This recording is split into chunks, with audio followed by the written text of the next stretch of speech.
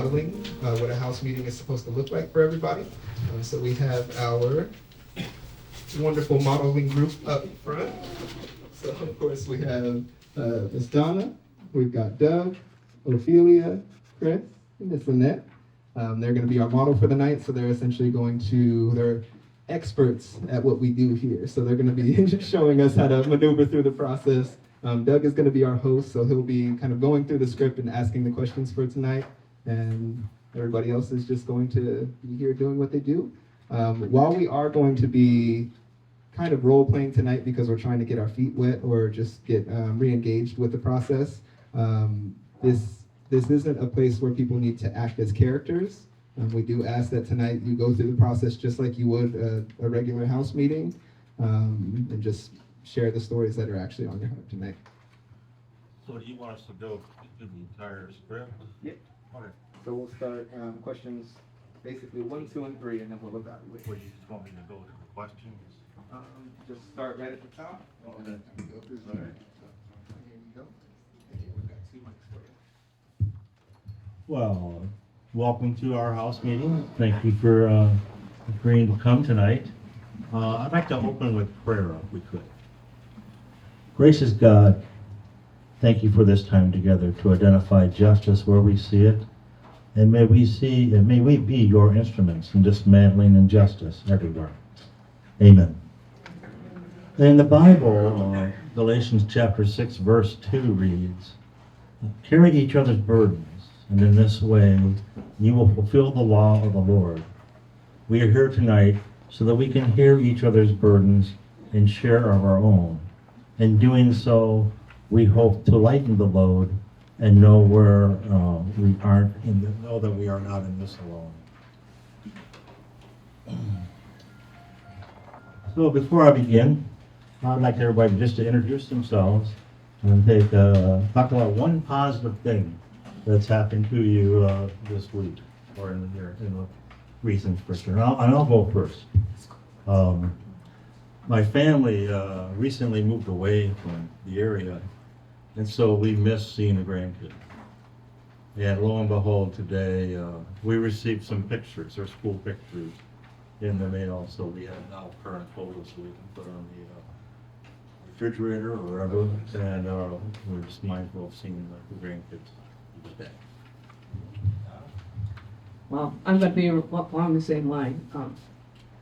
One of my family lives in South Carolina, and we got lonely to see them. So Wednesday, we drove up 600 miles to see our grandson play a baseball game on Thursday. Drove back Saturday or Friday, so we'd be back to church Saturday morning to do our fellowship cafe at St. Mary's Church. So that was a bright thing to see our grandson and granddaughter. Thank you. My name is Ophelia.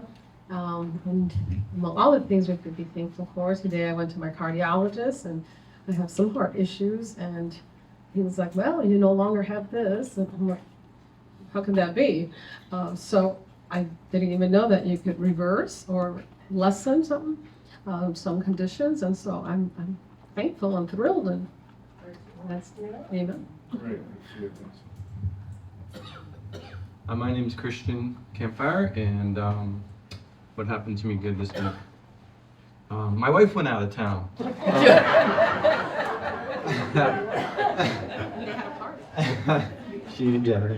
It was the girls' weekend for them, celebrating a 60th birthday for their friend Joy. And anyway, I got to stay home with my 4 dogs and just kind of relax, and that was good. So that's my good thing. My name is Lynette Edwards, and I have a very small family, most of which live out of state. I'm the only one in Florida, and we've not been able to get together as a family since the pandemic. But recently, one of our family members had a milestone birthday, and it brought everybody to Florida. We had a great celebration. To your house. To your house. They came by my house.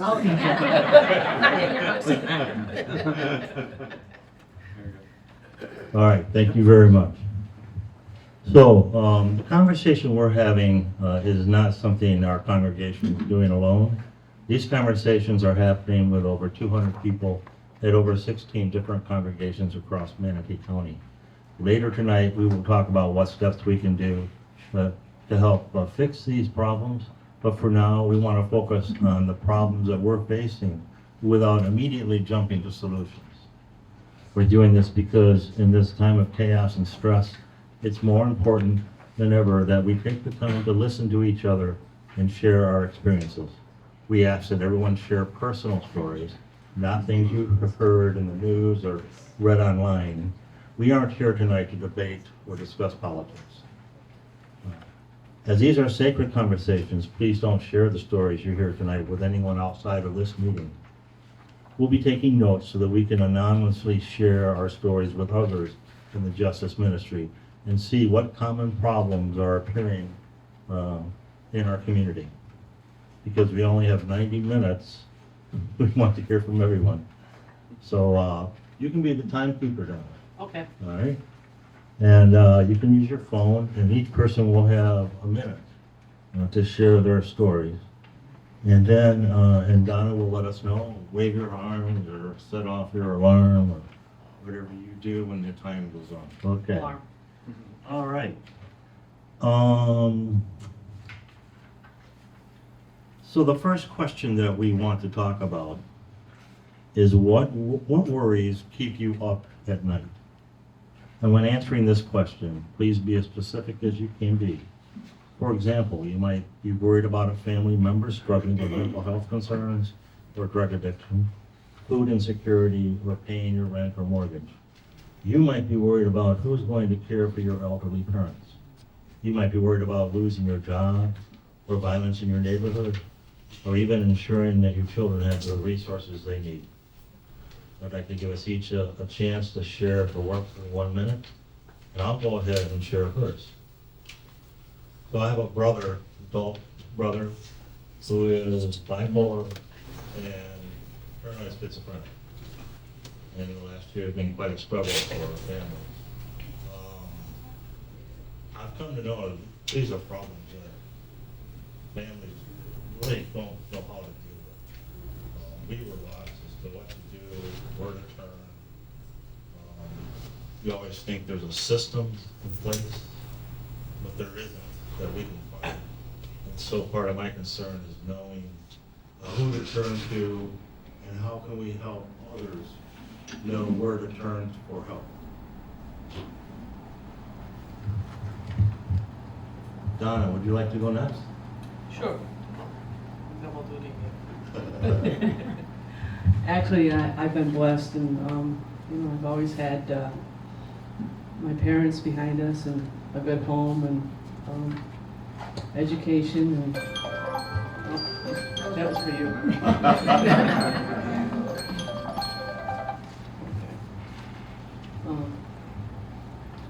So I'm not struggling with anything. So I know some of us who can think that things could be a lot worse for me, but they're not, and I'm okay. Sometimes maybe we don't think about others that are going through the struggles. Maybe a loved one that's in your family, or a neighbor, or somebody. Yeah, you talked about mental health, and you have a family member that I'm afraid is going to be a divorce in the family, and I don't know if he's going to get help or not. So, as you say, where do you go? So, Close family. Need to finish with- Close family member. yes, very close. All right, Yes, that's an understandable problem. thank you. Lynette?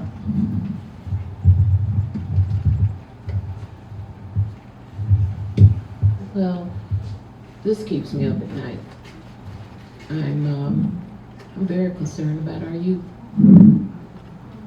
The youth have special challenges these days. Yes.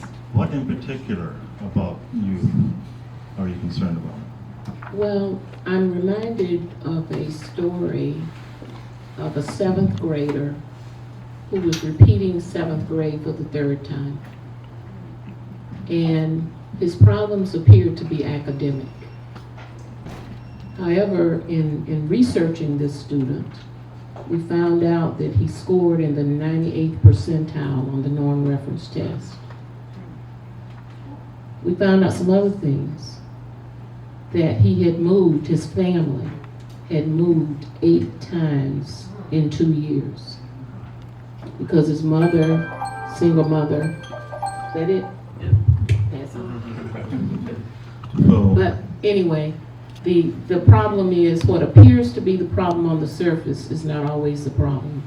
It looked as if he had an academic problem, but because of the number of times he'd moved, the number of schools that he had moved, it was creating issues within his family and for him to be able to manage. He was a very bright student, but was being affected by what was going on in his family. okay, thank you. Homelessness and moving. Chris, thank you for sharing. Well, as a teacher, I think, what really concerns me is I need to be paid more, and teachers need to be paid more overall. Well, that's a great solution for many, many problems. I'm wondering, is there a particular problem about the school, and what problem do you think more money would help solve? I think more money would help alleviate the fact that there are a lot of people that won't enter the profession that could be good teachers because the pay is so low. And it will help keep the teachers that are good staying there instead of retiring early or going to another field that may be more lucrative and less stressful and less meddling from the state. So quality of teachers. In general, yes. Well, Ophelia. Yes, so a lot of things keep me up at night. All of you who know me, you could call anytime, so 2 or 3 in the morning, I'll answer. But I think I work as a guardian ad litem. I don't know if you guys know, with foster care children. And having been myself a refugee and homeless in my childhood, I feel that drugs is affecting every tier of society. And I see that that is the prevalence within the foster care community. And I think it affects us all. I also speak as a former police officer, and you may think it doesn't affect you, but it's a ripple effect. When it affects one child, when it affects one family, it's going to keep on affecting society as a whole, and we really pay for that long term. So while I don't have a solution, I think we all need to see, right, our neighbors' kids, and we're going to find someone who's suffering and we don't have the services available. All right. Great stories. Thank you very much, all of you, for sharing and being transparent and getting deep into personal issues. Thank you. All right, so let's give Doug and the participants a round of applause. It's not easy to model in front of people. So good evening. My name is Caitlin Masariegos, and I am a co-lead organizer over in Hope in Hillsborough County. So I'm happy to be here tonight. So let's do a quick evaluation before we jump into practice. So Doug, what's one thing that you feel you did well? Well, I thought the welcome went well. Welcome. Well, one thing that I really want to lift up is after what everybody said, you affirmed or acknowledged what they said. So you could really feel like he was listening to what people were saying, right? Yeah. So I thought you were very compassionate, so I want to lift that up. What's one thing that you want to improve on?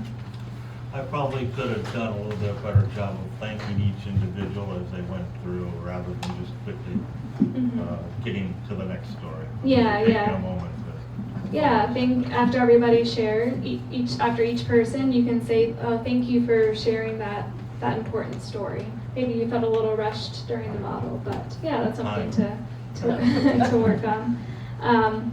I also want to lift up that he led by example with a very personal and specific story about his brother and struggling to help his brother who struggles with bipolar disorder. When you share a personal story as you lead your house meeting, that your story will set the tone for how others will share. If you share something that you saw on the news earlier that day, that's what everybody else is going to share also. But we're looking for those personal stories that really connect people to the problems we're working on.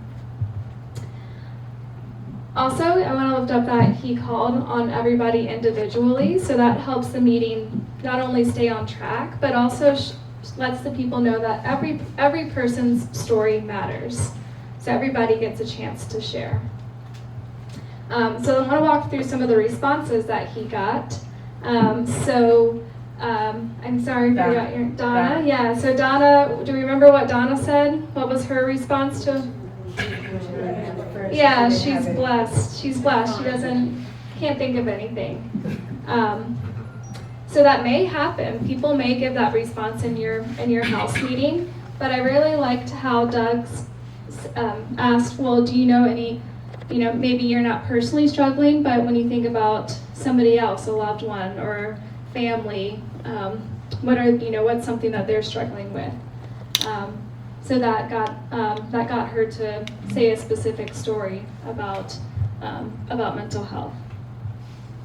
So, and then so he also got a vague response just about youth.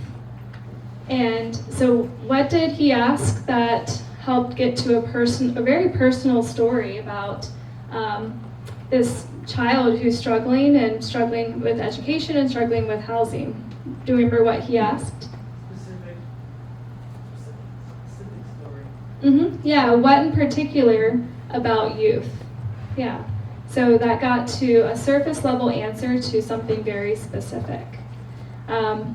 And then the last thing, we also, Chris gave a solution. Remember, we're looking for problems, not solutions. So Doug said, well, what problem would money solve? So he got under that surface level solution response to what is really bothering or impacting Doug, which was the quality of education, quality of teachers, and how that's impacting students. So now we will go into practice groups, and you will practice. I want to thank you all for sharing. Let's stop sharing. No, stop sharing. We're now going to move on to our second question, which is about a problem our justice ministry has been working on. Florida used to lead the nation in arresting youth for minor non-violent offenses. Because of our work, Florida now has a great youth pre-arrest diversion program that ensures children have consequences for behavior without getting a criminal record. Over the past 2 years, we began to hear stories about adults being arrested for minor offenses. In particular, we heard a lot of stories about people who were arrested for things like having a suspended license due to an administrative mistake or because they couldn't pay fines or fees. And for example, one person shared that his tag had expired and he got pulled over on the way to the DMV. He showed the officer his paperwork for renewing his tag and was still arrested. Many others have shared that they got pulled over for a suspended license even though they had no idea their license had been suspended in the first place. The news often reports on dangerous criminals in our community, so when we hear the word arrest, inevitably we think about dangerous criminals. In reality, most arrests aren't related to violence or hurting other people.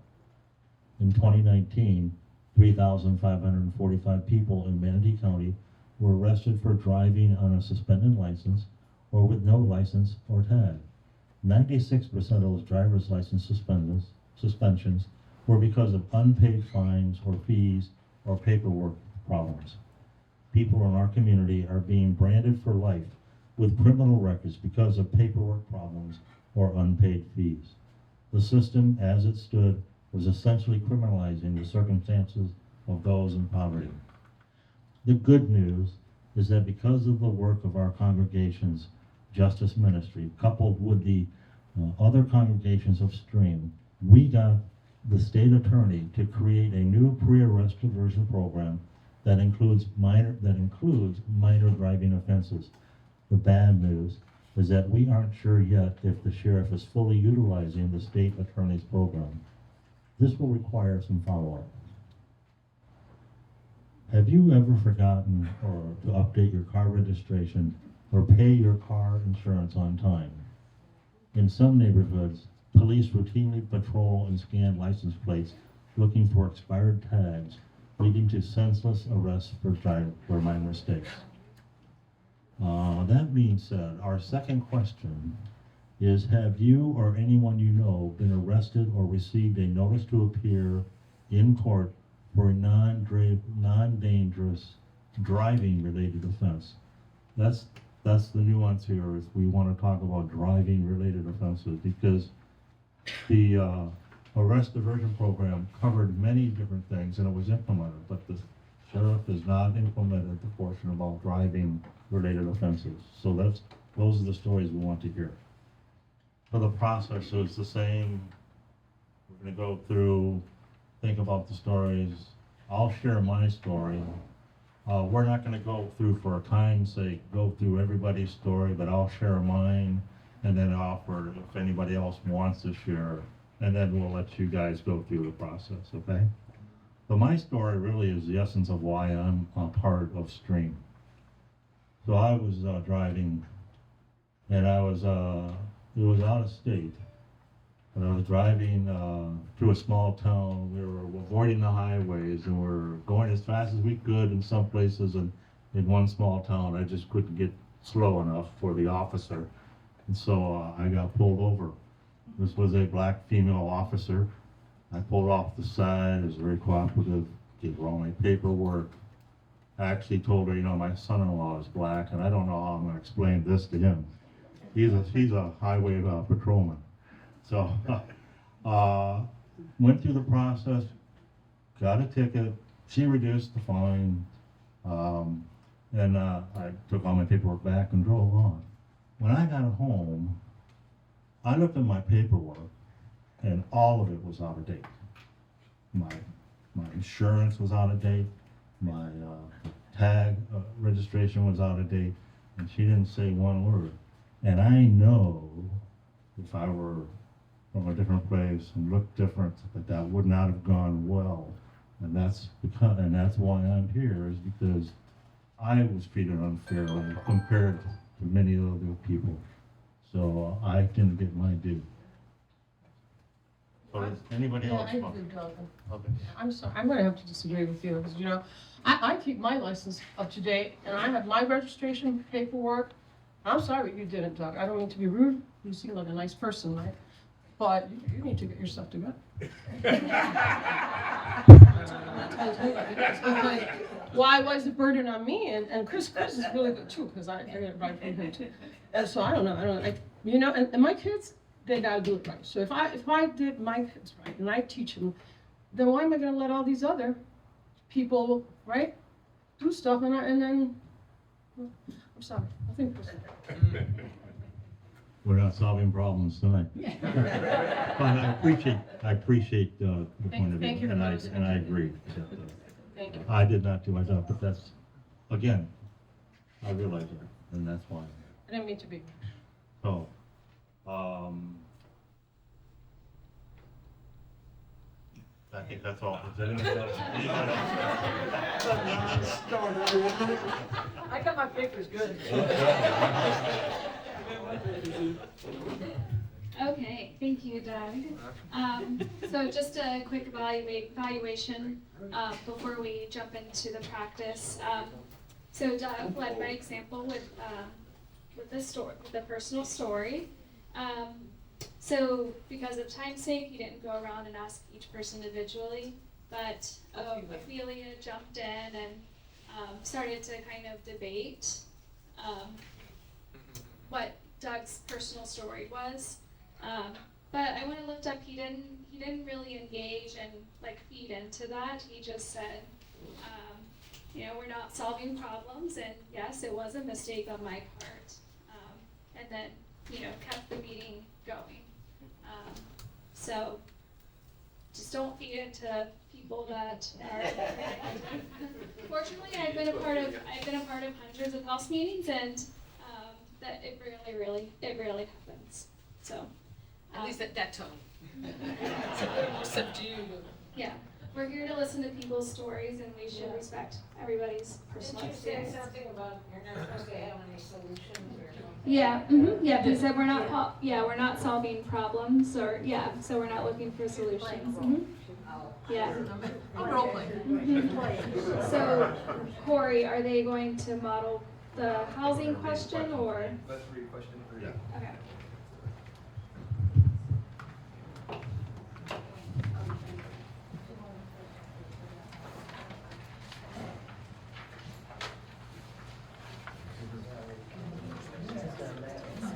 Okay, so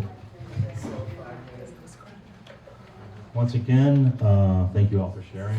Good for you. Thank you for listening. Yes, sir. Because our justice ministry, we also had a huge success related to affordable housing.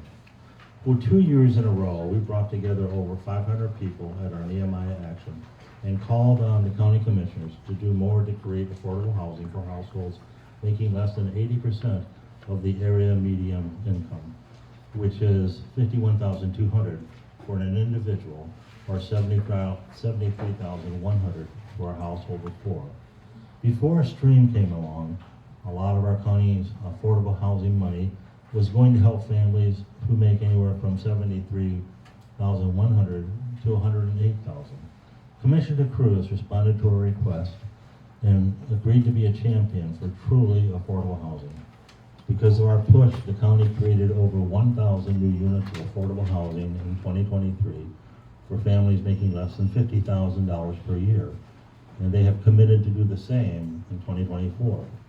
As we continue to monitor this issue, it is helpful to highlight stories of the people we know who are struggling to afford housing in Manatee County. Does anyone have a story you would like to share about how you, your family, or friends are struggling to afford housing in Manatee County? So this question is just going to be an open invitation for people to respond. It's not going to go around and actually try to get everybody to respond. It's only if they want to respond. The purpose of it is we want to keep this in mind because we will be doing further work to monitor this, hold the county commissioners accountable for what they say they're going to do. But it's not probably going to be one of those things that we attack at the Nehemiah Action. But it's just something that we as an organization need to be aware of. And I'm going to share my story. My kids moved out of town because of affordability of housing and the infrastructure problems that this city has or the county has. And so thankfully we get pictures in the mail, but yeah, it was sad to see them go. And I've had conversations with other young people, professionals that I knew, called them for one reason or another and found out they had to move out of town. One girl's master's degree had moved 4 times in a year, ended up in a small 200 square foot efficiency place and still had to end up moving. And so it's good to see they're addressing it, but it's not fast enough or enough. Anybody else have any? I have a general question, that our ask for 1,000 units this year is like way too low. We need 10,000 units. And can we increase our ask? Well, we'll put that on the agenda for the December 4th meeting. We'll make a note of that. All right, that's one of the stories we'll pass on. All right, thank you. So again, I want to lift up that Doug led by example, and I want to affirm that in tonight's practice, this is an opportunity for you to practice your own testimony. So really reflect on personal stories that you can share. So Chris, so instead of sharing a problem, he shared a potential solution, or saying what stream should work on. If that happens in your house meeting, you can just say, well, tonight, the purpose of tonight's house meeting is to listen to people's stories and problems. After the annual problems assembly, committees will form and they'll be strategizing solutions. So I'm happy to pass that information along, but that's not tonight's purpose. So that's how you could respond to that. So now we will go into the practice groups, and you'll do just... Sometimes it's hard to see how we can do anything about these problems. The good news is that Scripture gives us a roadmap. In Micah 6:8, we are told that we are required by God to do three basic things: do justice, love mercy, and walk humbly with our God. Jesus repeats the same three requirements: justice, mercy, and faithfulness in the book of Matthew. Our congregation is great at faithfulness. We have weekly services and Bible studies that all help our personal relationship with God. We are great with mercy too. At Harvest, we have a pack-a-sack where we provide food for children of Samoset. And these are, we have other food pantry, we collect food, and we do some assistance to people in need. These are all great mercy ministries. But justice is a bit different. Justice in the Bible meant holding the Pharaoh or king accountable for fair treatment of everyone.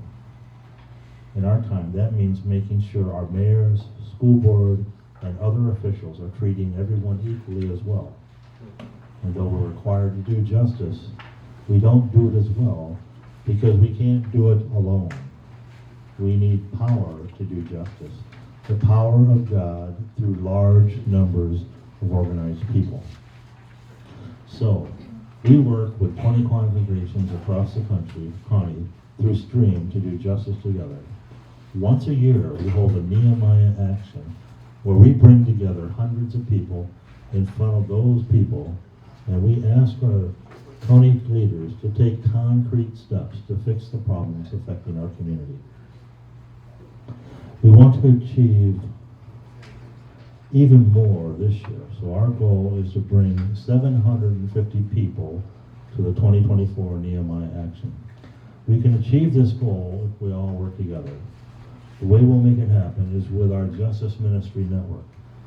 Justice Ministry Network members commit to attend 4 community gatherings a year and bring 3 people with us to one of those gatherings. The first is our annual assembly on December 4th. At this gathering, we will vote on our problem areas to focus on during the coming year. The next assembly, the rally, will be April 8th, where we will hear reports from the research committees and approve solutions that we want to see implemented in our community. A few weeks later, on April 29th, we will each bring 3 people with us to the Nehemiah Action, where we present our solutions to decision makers in the community. Finally, we have the Joshua Assembly on June 17th, when we meet together to celebrate results achieved in the community and thank those officials who followed through. Network members commit to come to these 4 assemblies, as well as bringing 3 other people to the Nehemiah Action. In the summer, network members are also invited to help invest, to help sustain the ministry going forward. There are 2 other things that you can do if you feel called, like being on a research committee, though that is optional. Attending 4 assemblies may not seem like a very big commitment, but it's very important. It is our Justice Ministry Network members who help turn out the people necessary to build the required power to do justice in Manatee County and ensure that our cities resemble cities of justice, mercy, and faith. I choose to do more than be a network member. I'm a justice ministry team leader, so I will be responsible for a team of 10. If you say yes today, will you be in my team? You will be on my team, and I will keep you updated about the justice ministry throughout the year. But again, being a network member means 4 assemblies a year and bringing 3 or more people to the Nehemiah action. So, Donna, will you be a Justice Ministry Network member? Yes. Yes.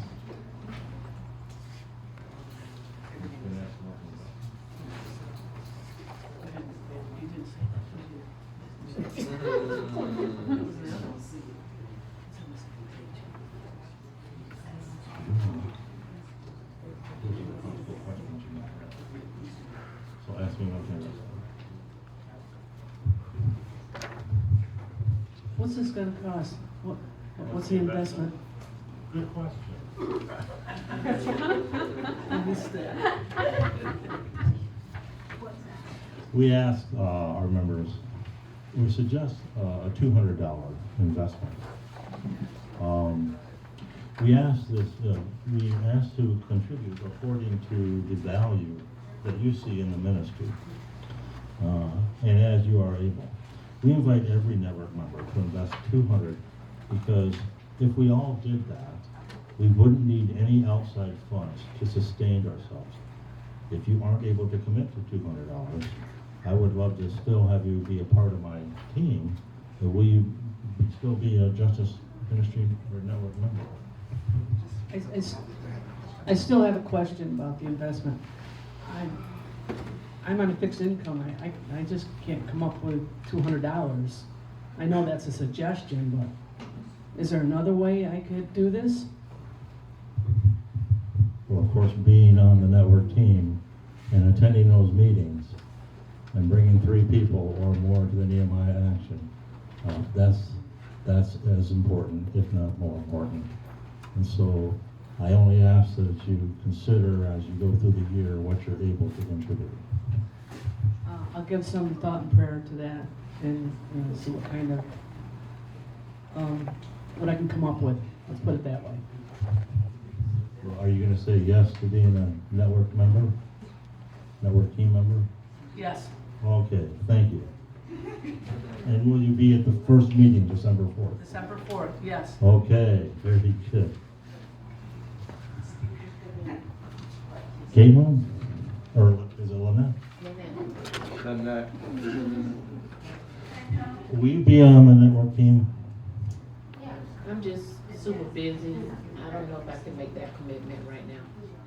So I understand things get in the way, but I know that you're very concerned about like the youth and some of those issues, and those are the issues that we are concerned about too. And so I only ask if you know, are you concerned enough to want to try to do something about that? Oh, I'm And just- definitely concerned. Yeah. Definitely And concerned. so we're talking about just 4 meetings, and inviting some people along with us. So I just wonder, you know, are you concerned enough that you could at least agree to be and come to that first meeting on December 4th? I'll consider that.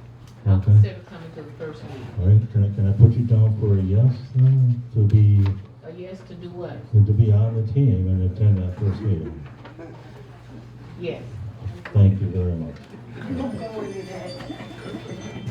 Chris, yes. yes? Well, I have some questions. I can't make one of the meetings. Like the December 4th meeting, I definitely can't make it. Okay. Are the others a possibility?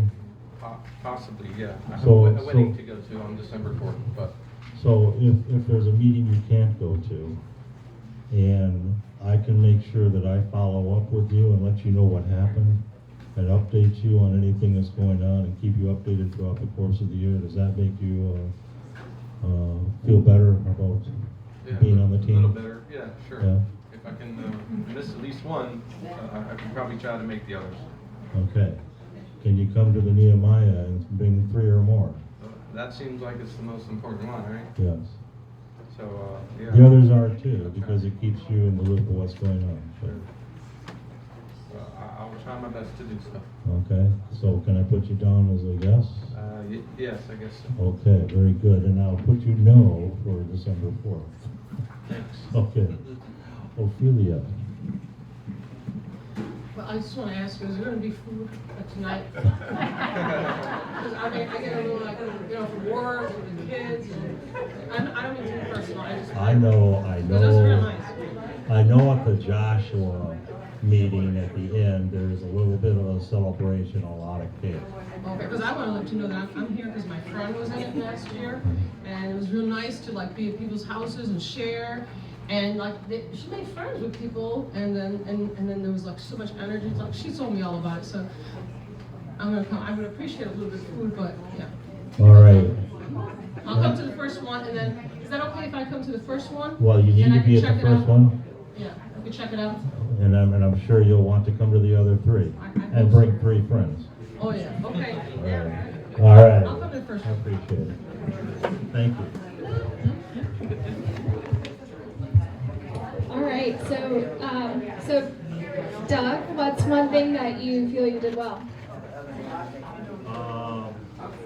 Well, I think I tried to address their concerns as well. I think I tried to address their concerns as well as I could.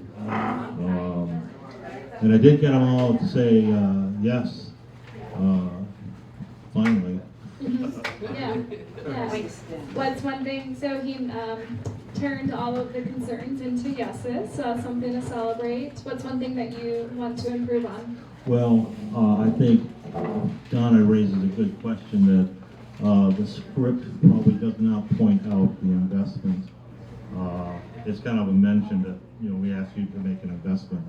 And this really, the prior scripts have said, $200. So I don't know if that one, you want to consider that. Okay, in the yeah, script. that could be something to Yeah. consider. Yeah.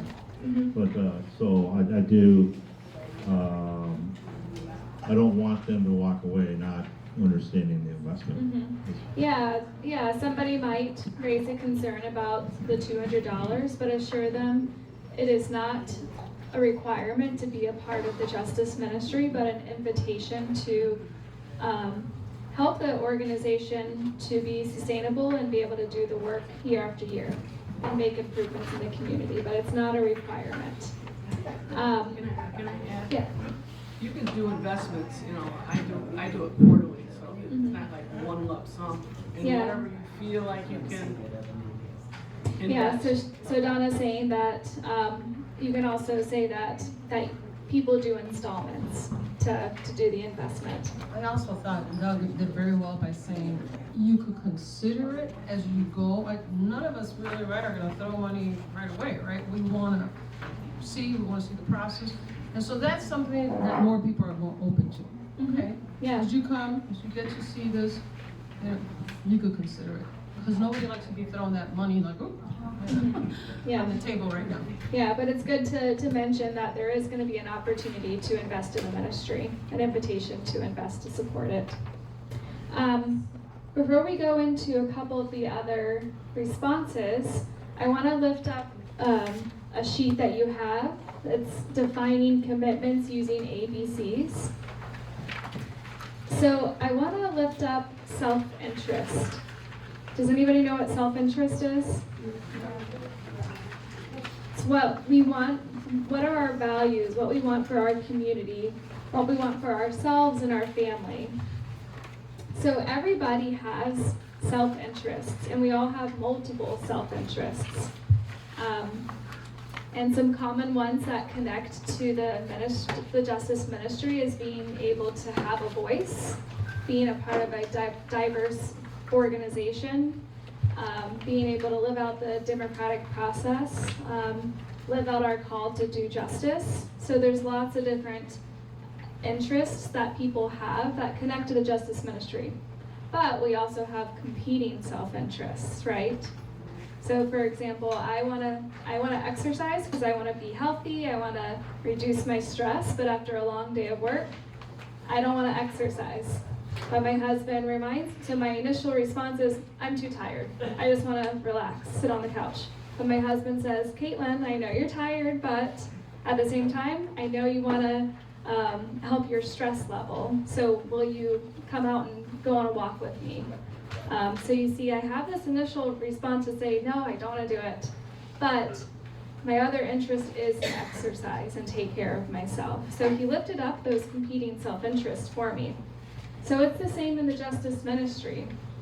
We're all busy, right? Yes, but we're all here because we care about the community and we care about our friends and family.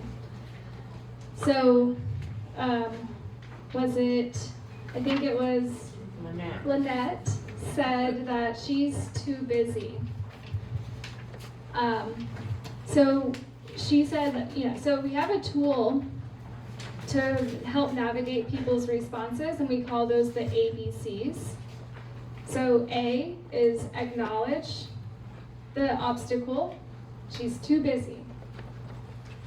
And then B, bridge back to her self-interest.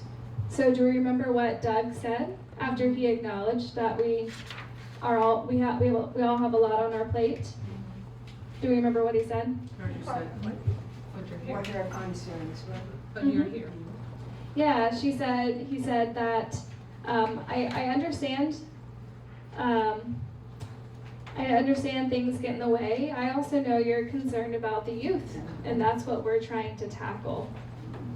So A, B, and then C is call back, make a commitment. So he asked her again, so will you consider being a part of the ministry? So there was a little bit more back and forth and clarifying, but I do want to lift up, he did get a clear response that yes, she is committed to be in the ministry and also attend the first big event. Another thing, so Chris said he can't attend the event. So there may be cases where somebody's out of town, emergencies happen. But he said, well, I understand you can't make this event, but I can make sure to update you. And then he asked again, so, will you be a part of the ministry? So I encourage you to look through this document, think about people's self-interest, and think about how you could use the ABCs as a tool to help navigate people's competing self-interest.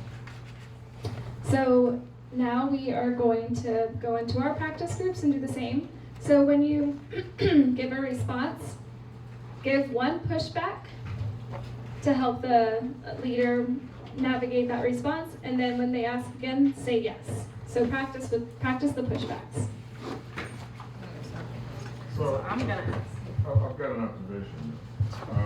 Sometimes it's very difficult to try to encourage somebody to provide financial support in the presence of other people. Especially if one person says, look, I don't know if I can afford to do this, I've got this to do and that to do, and you keep pushing in the presence of other people. That could be very embarrassing.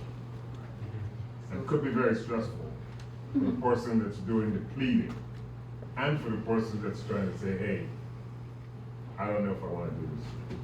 Yeah, so just to reiterate that we're not asking people to invest right here in the meeting, but we're just letting people know that throughout the year, there's going to be an opportunity to invest. And investing is a gift that you give your network members. I give to organizations or ministries that I care about. And if I care about the ministry, I would be happy to provide what I can. But yeah, we're not putting anybody on the spot. We're not asking people to invest in the justice ministry at this meeting. Yeah, I think, can you hear me? Yeah, so I think we're not trying to get a yes on that, and that's not what we're trying to push for.